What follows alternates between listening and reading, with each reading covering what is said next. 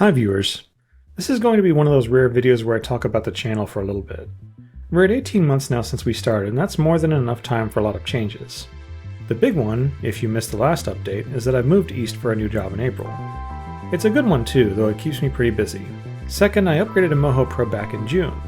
I'm still planning to do more tutorials in Debut because I want other users to get the most out of that software. I still run into new tools and techniques even after upgrading, so you're due a few more of those. Lastly, I built a new computer. That may not sound like much, but let me explain what's involved in making a video every 2 weeks. Typically I work in a 4-week cycle. I start with an easier video, which is sometimes little more than a glorified slideshow. This takes about 1 week to make. After that I change gears and work on a 40K themed movie parody. And that easier first video buys me time to make new assets and improvements to old assets for Nick Angel and his co-stars. But lately I've been running into a problem. See, I can normally set aside about 12 to 15 hours a week on animation. 1.5 hours each weekday and about 4 hours each weekend day, usually in 2 shifts.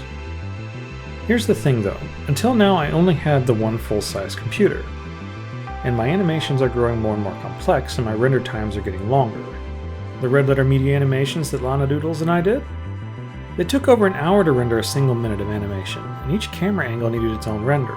Rendering has been eating up 2 to 3 hours of the time I set aside for animation each week. And yes, I could wait until the end of animation work to render, but that means I can't correct any errors until the next day.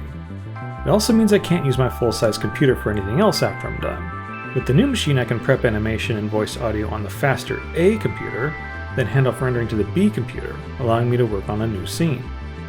So instead of 2 to 2.5 minutes of video, maybe we can earn back a little time and get past 3 on a regular basis. I also put a big fat hard drive in the B computer. That means it can hold all the music and audio effects as well, but more importantly it means that I have the storage space to render using lossless compression codecs. See, up until now Moho has been rendering in H.264, which I then import to my video editor, which adds supplemental effects and renders in H.264 again.